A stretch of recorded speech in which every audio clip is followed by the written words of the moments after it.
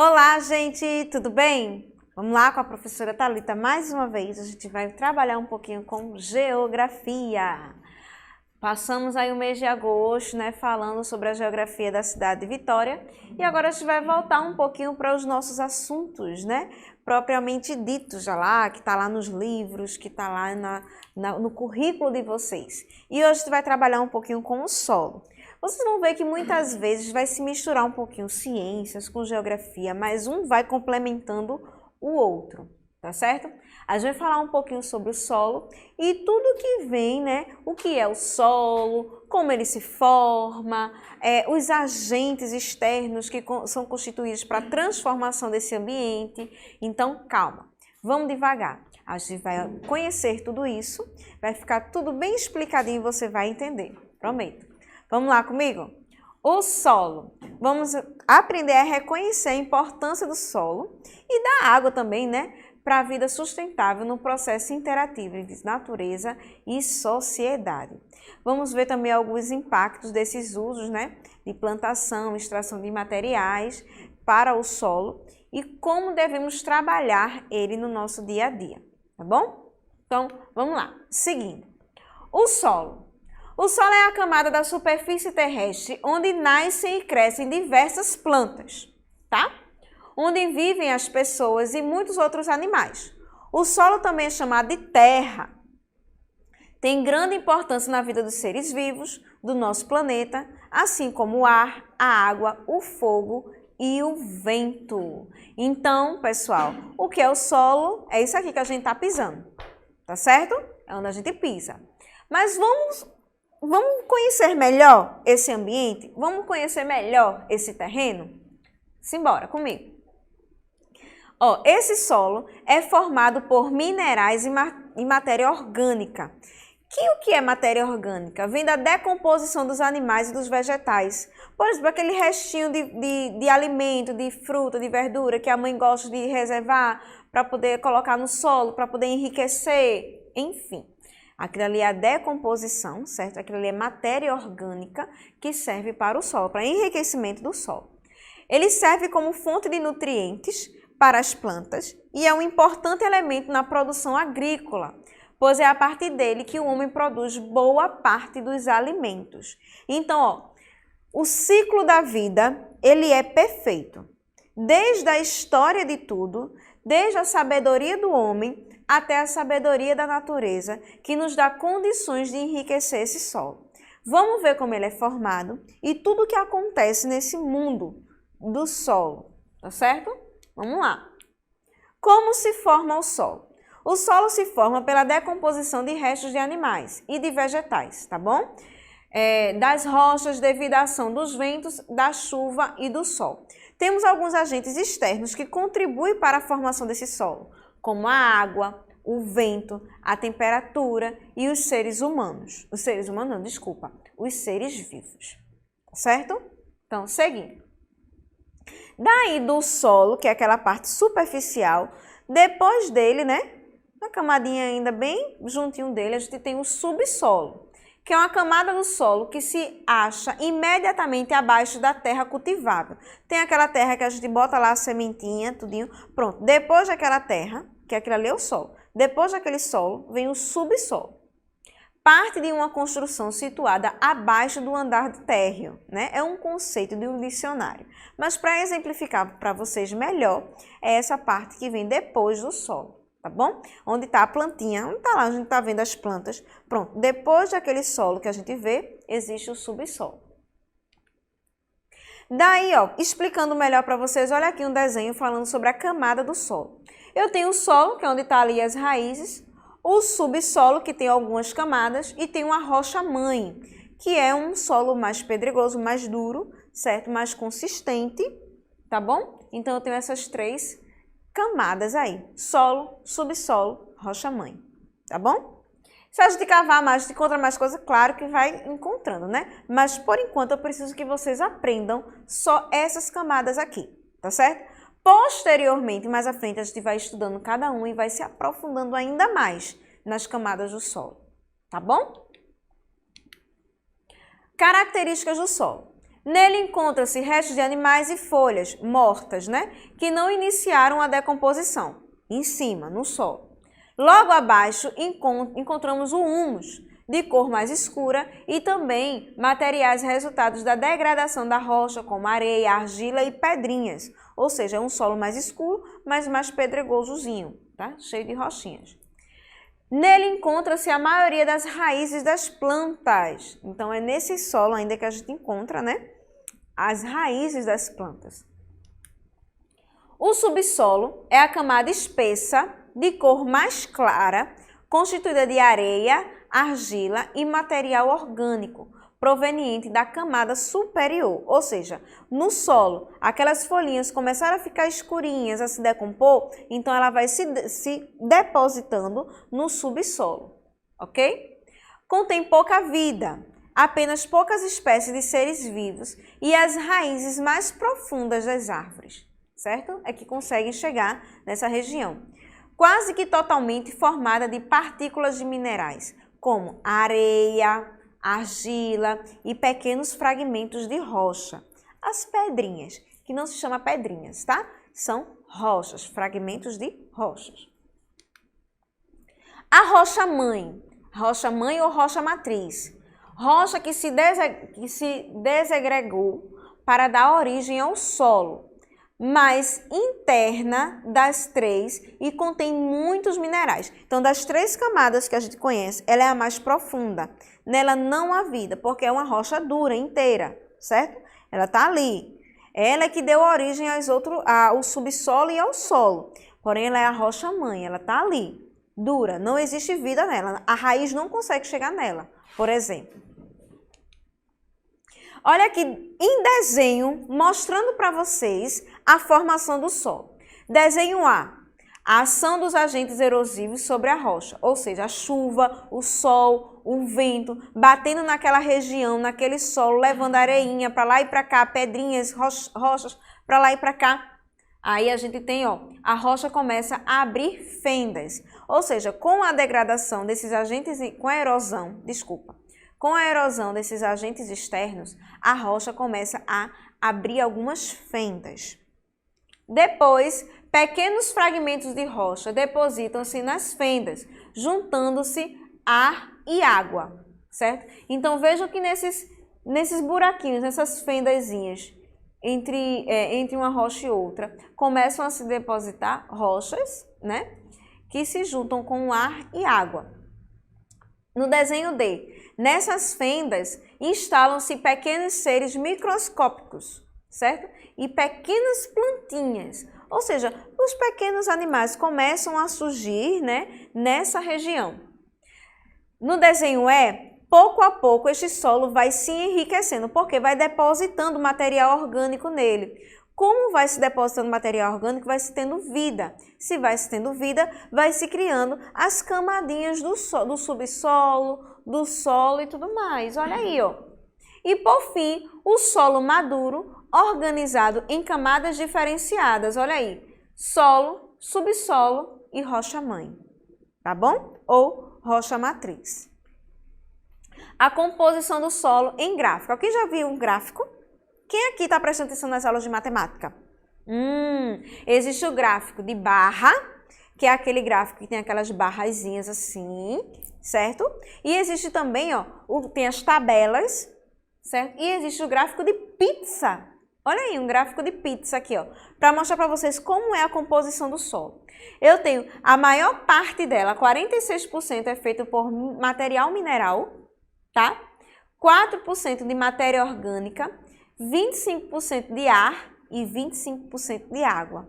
Então, olha a misturinha aí, ó, como é a composição do solo, certo? Tipos de solo. Temos alguns tipos de solos. Ou seja, você acha que todo solo é igual? Não, calma. Existem tipos de solo. Vamos pensar? Vamos pensar em alguns? Os tipos de solo encontrados em um lugar vai depender de vários fatores.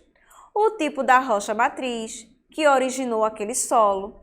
O clima, porque, minha gente, a rocha matriz, a rocha mãe, é que vai dizer como é que vai ser aquele solo que está ali, tá? Que está ali mais superficial. Então, ó, a quantidade de matéria orgânica, a vegetação que o recobre e o tempo que se levou para se formar. Isso também vai definir o tipo de solo, certo? Em climas secos e áridos, a intensa evaporação, ou seja, que faz a água e os minerais subirem. Vocês lembram do ciclo da água? Eu acho que alguém já explicou aqui para vocês o que é o ciclo da água. Inclusive, eu já expliquei para vocês isso também. Pronto.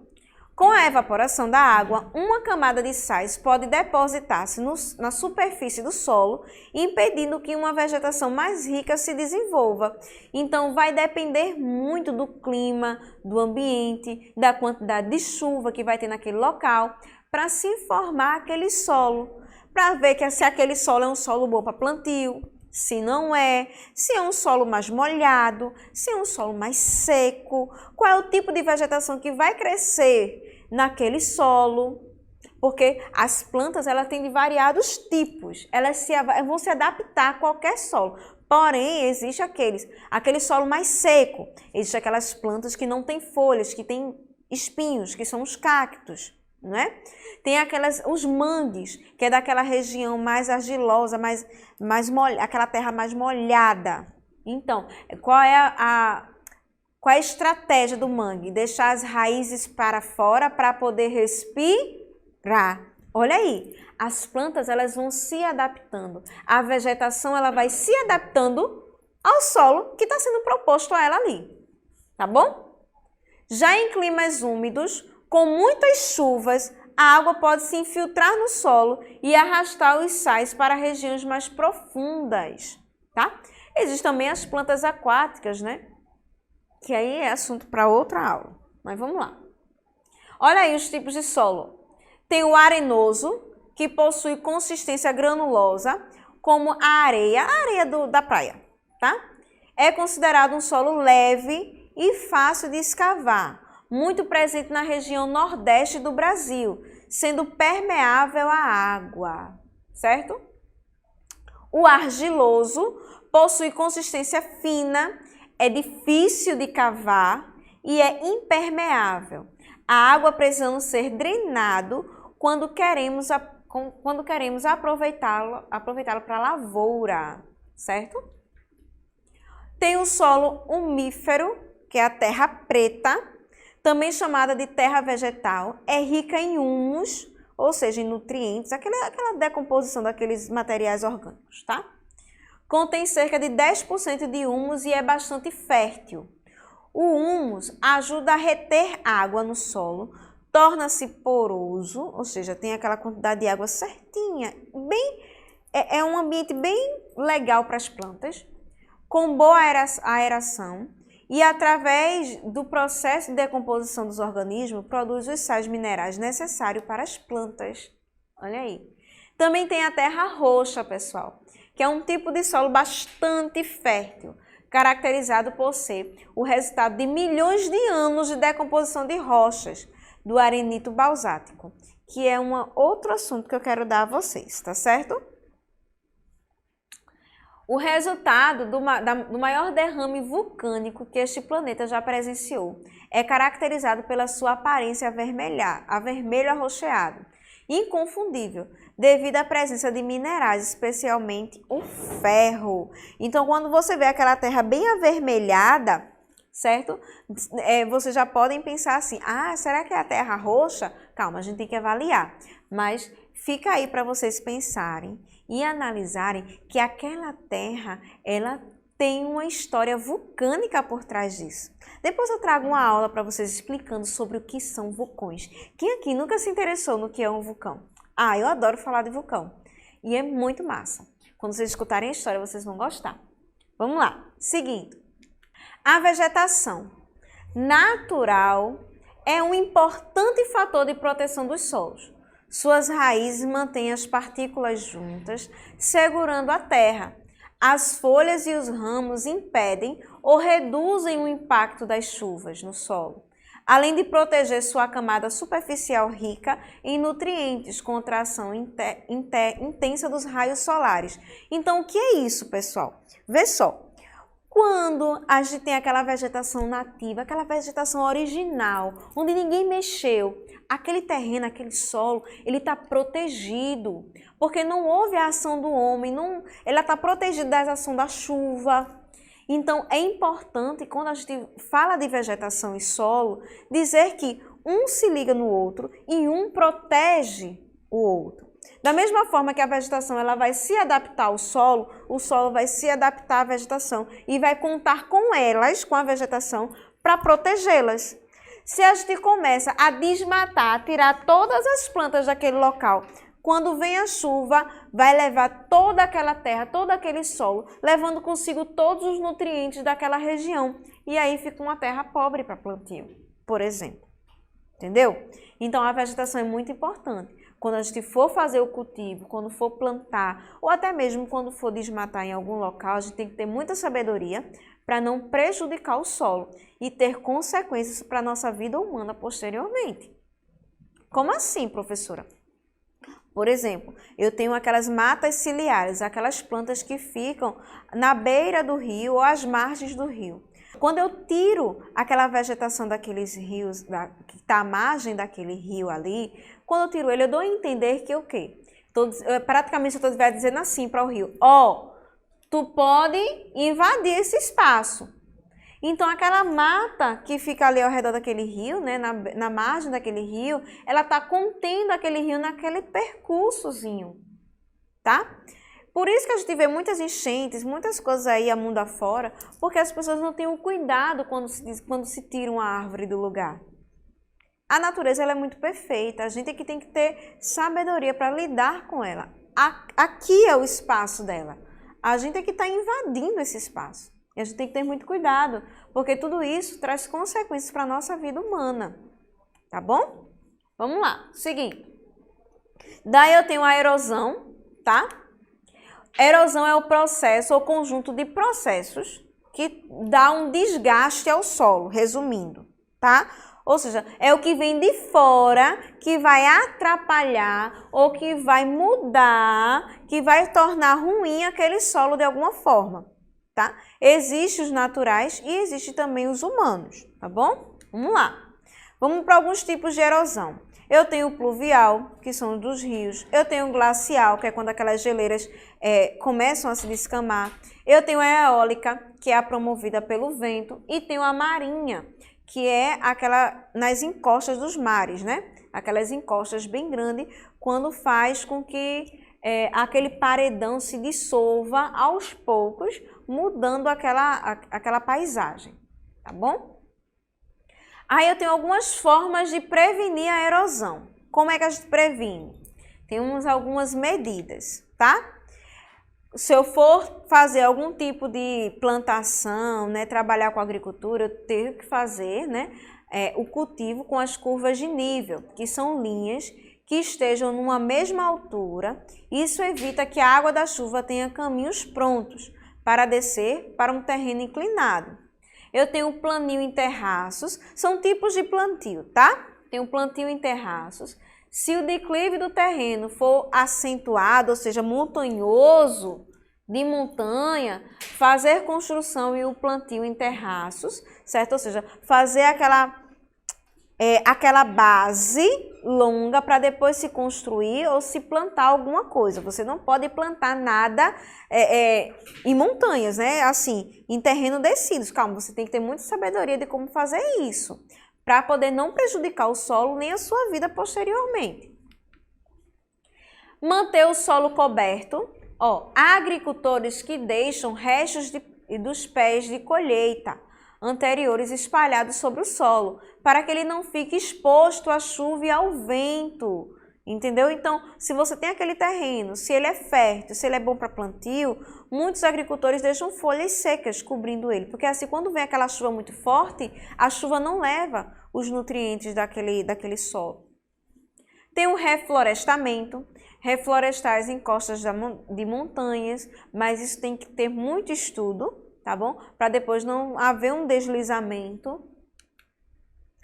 Quebra-vento é uma medida usada quando queremos preservar as culturas das erosões eólicas, ou seja, geralmente são aqueles paredões de um tipo de plantação que protege, né, a agricultura, que protege o cultivo de um local, para não ter muita ação do vento naquela agricultura e aí vinha prejudicar, tá bom?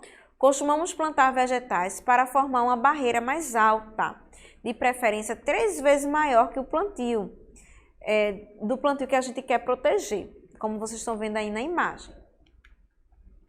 Assoreamento é quando matas ciliares são destruídas. Aquela história que eu falei agorinha para vocês, quando a gente tira as plantinhas lá das margens do rio, provocando aí, ó, deixando dizer para o rio, ó, tu pode avançar, tu pode enlarguecer.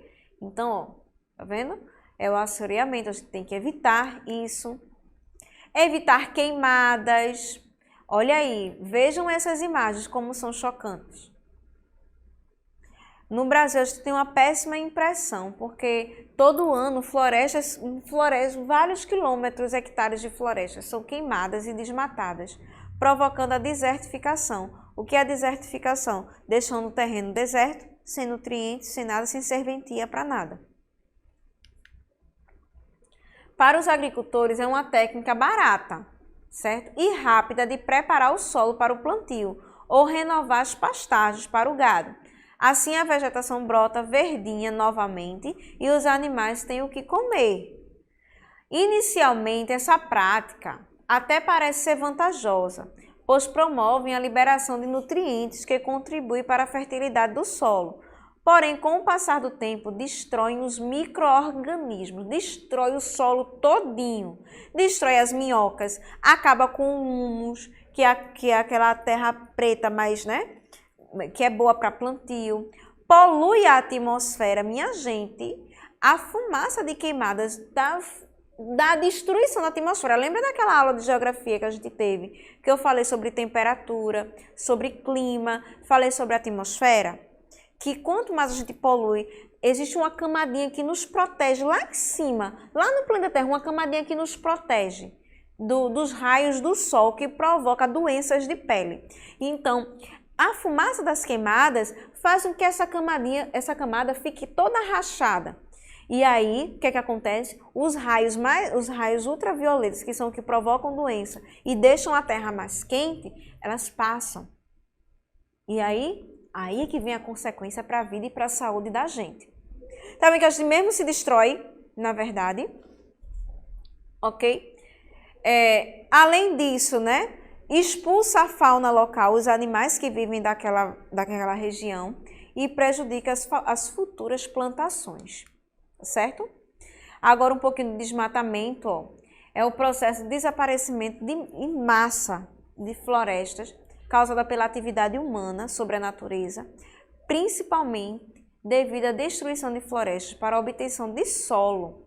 Então, tanto queimadas como desmatamentos é justamente para ter solo para plantio, mas a gente tem que ter muita sabedoria para saber onde tem que tirar aquela planta para ela não vir fazer falta futuramente.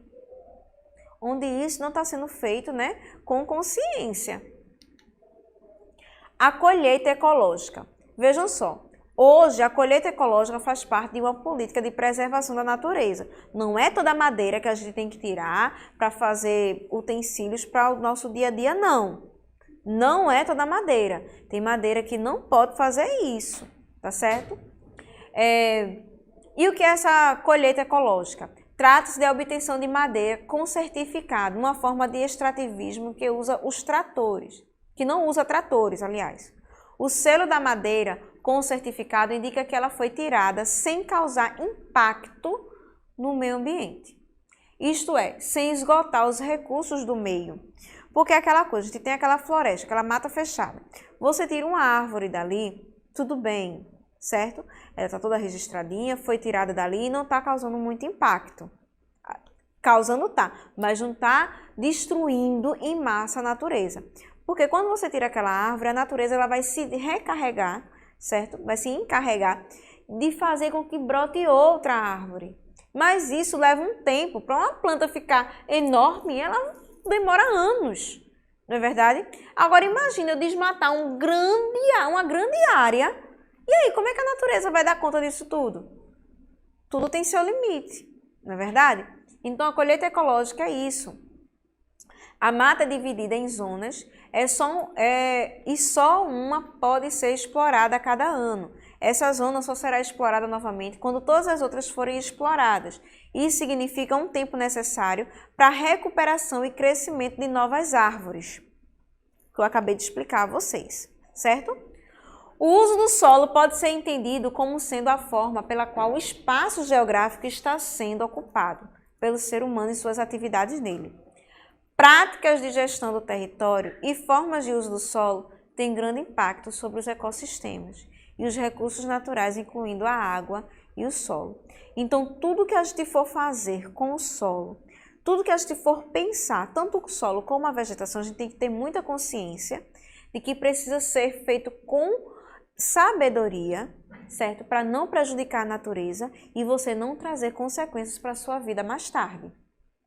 Vocês viram aí, um solo que não é bem cuidado, uma plantação, uma vegetação que não é bem tratada, ela traz coisas muito desastrosas para a vida humana, tá certo? A natureza ela é muito perfeita e é a gente que tem que se adaptar a ela e não ela adaptar a gente, certo? Bem, hora da atividade bem fácil também hoje. Ontem eu passei uma atividade de história bem fácil, um desafio. E hoje, novamente, esse desafio para vocês, sendo que dessa vez você vai desenhar o perfil do solo. Lembra lá, logo nos primeiros momentos que eu disse a vocês que o solo ele tem o solo, o subsolo e a rocha-mãe? Pronto, você vai desenhar aí numa folha à parte esse perfil do solo. Colore, pinta bastante, faz bastante colorido, usa aí a tua criatividade, bota teu nome, nome da escola, tira foto e manda para a professora, tá certo? Porque eu preciso saber da sua professora se você está prestando atenção na minha aula, tá certo?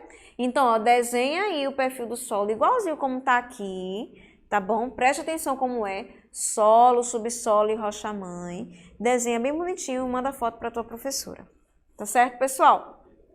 Então, essa foi a nossa aula sobre solo de hoje. Espero que vocês tenham gostado, curtido bastante e entendido o que é o solo, o que é um subsolo, como ele é dividido, como ele é formado, como ele sofre com a erosão, certo?